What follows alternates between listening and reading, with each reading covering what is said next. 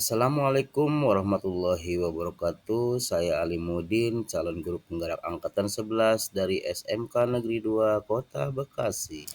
Video ini adalah praktek penerapan segitiga restitusi untuk menyelesaikan permasalahan siswa di sekolah kami. Sebagai informasi, segitiga restitusi adalah suatu proses dialog yang dijalankan guru atau orang tua agar menghasilkan murid yang mandiri dan bertanggung jawab. Segitiga restitusi ada 3 tahapan. 1. Menstabilkan identitas. Yang kedua, validasi tindakan yang salah. Dan yang ketiga adalah menanyakan keyakinan. Pada tahap menstabilkan identitas dilakukan berdasarkan prinsip membuat kesalahan adalah bagian daripada proses pembelajaran yang nantinya menggeser identitas gagal ke identitas sukses. Selanjutnya, tahap validasi tindakan yang salah dilakukan berdasarkan prinsip setiap perilaku berupaya memenuhi suatu kebutuhan tertentu. Guru akan bergeser dari pemikiran stimulus respon menjadi proaktif, sehingga mengenali dan mengakui kebutuhan murid akan memperbaiki hubungan dengan murid. Pada tahap akhir, menanyakan keyakinan. Murid akan diberi pertanyaan-pertanyaan bermakna untuk memunculkan motivasi intrinsik, sehingga mampu mengaitkan keyakinannya dengan tindakan yang salah. Kasus pertama, pada saat jam pelajaran PBSM atau pengelolaan bengkel sepeda motor di ruang kelas 11 TO1, Pak Jul Mahdi melihat ruang kelas yang sangat tidak mengenakan, yaitu banyak sekali sampah yang berserakan di bawah meja siswa Bablu Royan. Kemudian Pak Jul Mahdi melaporkan kejadian tersebut kepada Pak Alimuddin yang merupakan wali kelas dari kelas tersebut. Kemudian Pak Alimuddin memanggil Bablu Royan ke ruang guru. Berikut cuplikan videonya. Assalamualaikum Pak. Waalaikumsalam warahmatullahi wabarakatuh. Royan ya? Iya Pak, emang bener Bapak manggil saya? Silakan duduk dulu. Emang bener Bapak manggil saya Pak? Oh iya Yan, Bapak ada yang perlu disampaikan sama kamu. Begini, kemarin itu Bapak mendapatkan laporan Pak Jul setelah mengajar karena di belakang atau di meja Royan itu banyak banget sampahnya gitu. Namun beliau tidak bisa langsung ke kamu karena buru-buru dan Pak Jul udah ditungguin sama kelas yang lainnya. Itu apa betul itu adalah kamu membuang sampah sembarangan atau menyimpan sampah di meja, bawah mejanya? Nih buktinya nih. Oh, ini meja kamu bukan? Ya betul Pak, itu meja saya. Pak Jul ngasihnya bukti fisiknya ke Bapak. Nah, kenapa Pak Jul bilang ke Bapak? Karena kan kamu kan wali kelasnya Bapak. Gitu ya Yan ya. Nih,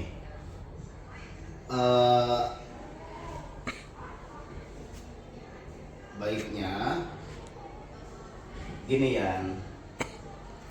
Jadi Bapak ini memanggil kamu tuh tidak untuk menghukum atau memarahi kamu. Cuman Bapak di sini hanya ingin mencari penyelesaian masalah supaya tidak terulang, gitu ya. Mari kita berpikir bersama apa yang kita lakukan untuk memperbaiki permasalahan ini. Jangan sampai gara-gara kamu melakukan kesalahan itu bisa mengganggu ke rekan-rekan semuanya. Jajan ya, gitu. Terus Bapak juga pastinya juga memahami bahwa apa yang kamu lakukan ada rasa. Kira-kira apa sih, kenapa sih kok bisa buang sampah di bawah meja? Kan ada tong sampah tidak ada, disediakan sama sekolah. Kenapa bisa seperti itu? Coba kamu cerita. Maaf Pak, berhubung saya duduk di kursi paling belakang, jadi saya untuk membuang sampah ke keluar kelas itu agak jauh Pak. Oleh karena itu, saya membuang sampahnya di bawah meja saya Pak. Oh, jadi hanya gara-gara malas ada. Siap Pak. Oke ya, Bapak memahami ya apa yang telah kamu rasakan, apa yang telah kamu lakukan. Memang kamu kalau duduk di belakang itu agak sedikit gimana ya, kurang praktis kalau untuk membuang sampah, apalagi pas KBM lagi berjalan mungkin gitu ya. Pasti akan memakan waktu yang lama. Tidak ada manusia yang sempurna, semua orang juga pasti pernah berbuat salah, termasuk kamu ya. Kamu sadar dengan melakukan? Sadar Pak. Terima kasih atas pengertiannya Pak. Lalu apakah kamu yang membuang sampah meja temanmu yang lain? Tidak Pak, saya hanya membuang sampah di bawah meja saya saja Pak. Oh gitu ya, syukur ya. Kalau gitu paling tidak kamu tidak menambah kotor di tempat teman-teman selanjutnya ya, atau yang lainnya ya kan, dengan membuang sampah di area sekitar kelas. Lihat, apakah kamu yang lakukan itu sesuai dengan ini punya keyakinan kelas yang kita buat? Tidak Pak, saya telah melanggar keyakinan kelas Pak. Dalam keyakinan kelas semua, anggota kelas harus menjaga kebersihan Pak, dan tidak membuang sampah sembarangan. Nah itu kamu paham, kamu masih ingat kan? Bapak ingatkan.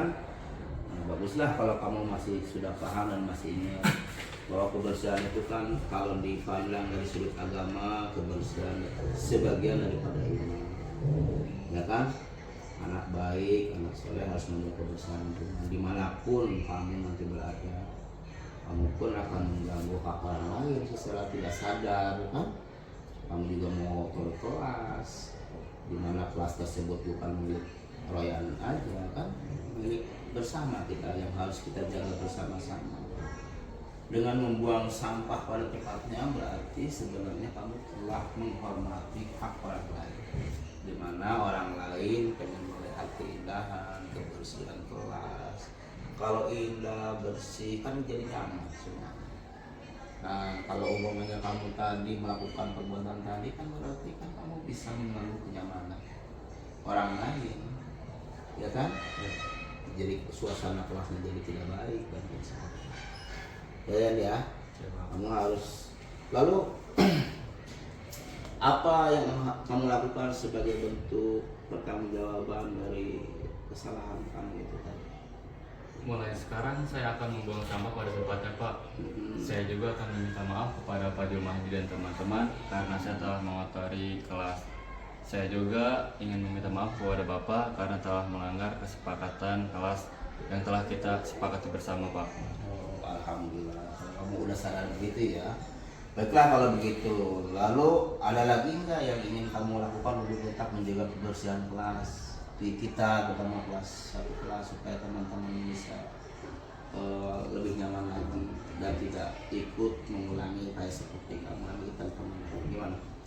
Oh iya Pak, saya akan segera membersihkan meja saya dari sampah-sampah yang kemarin saya buang Pak. Pak, besok saya akan membawa tempat sampah dari rumah saya. Oh, bagus itu. Nantinya tempat sampah itu akan saya taruh di pojok belakang kelas saya Pak. Siap. Nanti kalau sudah penuh, sampahnya akan saya buang ke depan kelas Pak. Oke, itu bagus ya, komitmen kamu bertanggung jawab berarti dan mengakui kesalahan kamu. Tapi jangan lupa komunikasikan juga dengan orang tua karena kamu akan mengambil sampah, tong sampahnya dari rumah supaya tidak salah paham lagi. Jadi kita menyelesaikan masalah itu dengan tidak menggali atau mencari masalah baru. Ya, udah komunikasi sama orang tua belum? Sudah. Nah, orang tua mengizinkan membawa tong sampah dari rumah. Orang tua dikasih tahu juga bahwa kamu melakukan kesalahan, ngobrol komunikasi sama orang tua. Tahu Pak. Oh, ya. Tanggapan orang tua gimana? Harus bertanggung jawab. Harus bertanggung jawab. Yang tidak mengulangi perbuatannya lagi berarti. Ya Pak. Baik, kalau begitu, kalau Royan sudah menyadari semuanya dan Royan juga tadi sudah melakukan sesuatu untuk sebagai bentuk pertanggungjawaban, ya kan? Bapak tunggu besok Bapak lihat apakah ada perubahan apa yang Royan janjikan kepada Bapak. apa ya. Sekali lagi terima kasih Bapak bangga kepada kamu telah bertanggung jawab apa yang telah kamu lakukan ya. Mungkin segitu. Terima kasih Pak, saya izin. Pada kasus 2, saat di ruang guru, Pak Ali mendapatkan aduan dari rekan gurunya yaitu Pak Agus. Pak Agus menyampaikan kepada Pak Ali bahwa Ken kemarin nggak masuk pelajaran praktik karena kamu merusak alat ukur.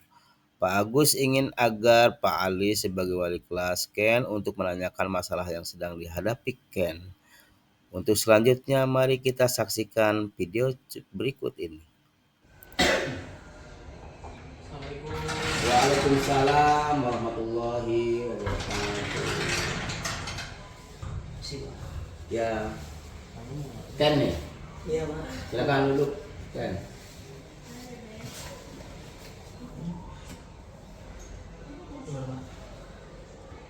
Kamu tahu Bapak manggil kamu? Saya tahu. Ya udah. Bapak mau nanya, Ken. Ken, apa benar kemarin tidak mengikuti pelajaran prakteknya Pak Agus? Gitu kan, Pak Agus kemarin cerita bahwa kamu tidak masuk kelas, tidak mengikuti pelajaran praktek Pak Agus. Itu betul. Betul, Pak.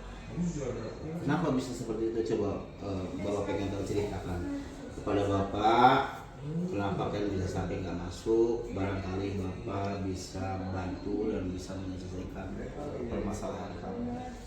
Kenapa itu? Karena saya kemarin merusak alat-alat yang ada di sekolah, Pak, untuk praktek kemarin. Apa itu?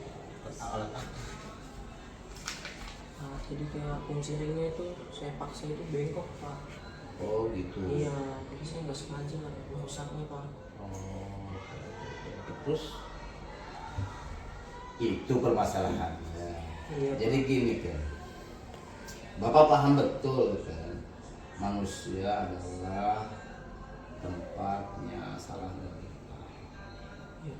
Itu kan, Bapak pun terkadang sering tidak sengaja ketika memakai alat-alat, karena memakai alat-alat tersebut tidak sesuai dengan SOP yang setelah sesuai dengan standarnya, jadi rusak lah. Iya. Ya kan?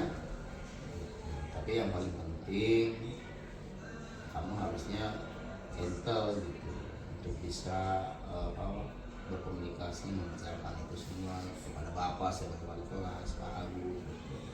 Jangan sampai nggak masuk, itu tidak menyelesaikan masalah, ya kan? Kenapa itu bisa dilakukan? Kamu lalai. Iya, Pak. Saya tidak mematuhi yang ada di SOP, Pak. Bisa terjadi kesalahan seperti itu, Pak. Baiklah, Bapak ini bukan untuk menghakimi kamu, bukan untuk memarahi kamu, tapi Bapak ingin mencari penyelesaian, ya kan, membantu masalah kamu kita selesaikan bersama-sama. Mari kita pikir bersama apa yang bisa kita lakukan untuk memperbaiki permasalahan ini. Jangan menghindar dari masalah. Kamu pasti kan melakukan ini ada dasarnya kan? Ada, Pak. Gitu. Memang menggunakan alat ukur, alat-alat ukur atau alat-alat di bengkel itu kalau tidak sesuai dengan SOP itu ada resiko. Salah satunya itu tadi yang kunci yang kamu pakai tidak sesuai dengan SOP sehingga bengkel rusak. Ya kan? Iya, Pak. Emang juga Bapak juga paham bahwa kalau kita fokus ke SOP itu kadang-kadang merasa ribet gitu ya. Iya. Gitu, pengennya sacet, nah, gitu kan? Jadi, iya. Nah, jadi gitu kan. Tapi tanpa mengalami resiko sebenarnya. Makanya manfaatnya SOP di situ untuk meminimalisir Terjadinya kerusakan. terjadi keselamatan. Untung kamu enggak kena juga tuh umpamanya badan atau alat tangan dan sebagainya, hanya cuma kunci kan. Iya. Itu ya. Gitu. Memang kenapa tuh kamu bisa tidak menggunakan dengan SOP? SOP itu pikiran kamu lagi gimana, lagi pusing, stres? Sebenarnya Pak, saya itu agak pusing karena terlalu banyak pelajaran yang diikut ada tugas-tugas itu Pak. Jadi saya benar-benar nggak fokus untuk melakukan praktek, makanya bisa terjadi kesalahan seperti itu Pak. Atau mungkin pusing karena putus pacaran? Wah itu enggak Pak. Enggak. Iya. Tapi ya kalau pusing masalah pelajaran itu biasa, karena tugas kamu salah satu tanggung jawab seumur kamu adalah belajar, gitu ya. Iya ya Pak. Gitu. Sekarang mari kita bicara tentang keyakinan kelas dan keyakinan sekolah kita. Keyakinan kelas yang mana yang belum kalian tunjukkan? Coba ingat-ingat. Keyakinan kelas yang mana? Coba aku baca.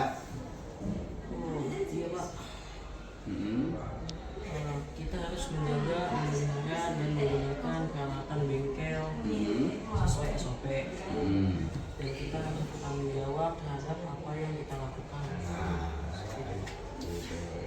terus tinggal Bapak sekarang bertanya, lalu apa yang akan kalian lakukan untuk masalah ini sesuai dengan keyakinan kelas yang telah kalian bacakan tadi? Saya akan meminta maaf kepada teman-teman Pak dengan yaitu saya juga yang sudah menggunakan saya sudah apa namanya Pak, Merusak, saya ya udah merusak peralatan. iya seperti itu Pak. Kamu mau minta maaf. Maaf pada yang lain juga yang sudah disampaikan. Baguslah kalau kamu sudah menyadari itu semua, ya kan? Nah, karena memang yang paling penting adalah ketika kita melakukan kesalahan harus segera menyadari terkait dengan kesalahan itu dan harus bertanggung jawab terkait dengan apa yang kita lakukan, gitu ya. Iya. Gitu kan, kita harus berani kan meminta maaf kepada teman-teman, ya kan? Iya Pak. Gitu. Terus lalu apa yang kamu akan lakukan terhadap alat yang rusak tadi? Saya akan menggantinya Pak. Insya Allah saya punya sedikit tabungan di rumah untuk mengganti alat tersebut Pak. Boleh, itu bagus buat bentuk pertanggungjawaban kamu karena kamu telah tadi lalai lah kalau kata tidak menggunakan yang sesuai dengan SOP-nya, Iya. gitu kan. Tapi jangan lupa komunikasi dengan orang tua, takut salah paham, dikira ada sesuatu dan lain hal yang kurang berkenan dengan orang tua. Kamu jujur sama orang tua, jelaskan sejujur-jujurnya, kamu inisiatif untuk bertanggung jawab terhadap apa yang kamu lakukan, gitu ya. Baiklah kan, Bapak rasa kamu sudah menyadari kesalahan kamu ya, dan bisa segera memperbaikinya. Kalau begitu silakan temui teman-teman, minta maaf sesuai dengan tadi janji Ken kepada diri Ken sendiri tentunya kan, di hadapan Bapak. Nah, terus apa namanya, kalau ada masalah sekali lagi jangan tiba-tiba menghindar, terus apalagi sampai tidak masuk sekolah. Maaf Pak. Ya, kamu nggak usah apa namanya bersedih, ya kan? Ya gitu. Itu ya kan ya. Kalau begitu saya izin pamit ya Pak. Terima kasih atas masukannya Pak. Siap. Siap. Rajin-rajin ya. Sukses. Siap Pak. Ya. Assalamualaikum. Waalaikumsalam warahmatullahi wabarakatuh. Cukup sekian dan terima kasih. Wassalamualaikum warahmatullahi wabarakatuh. Thank you.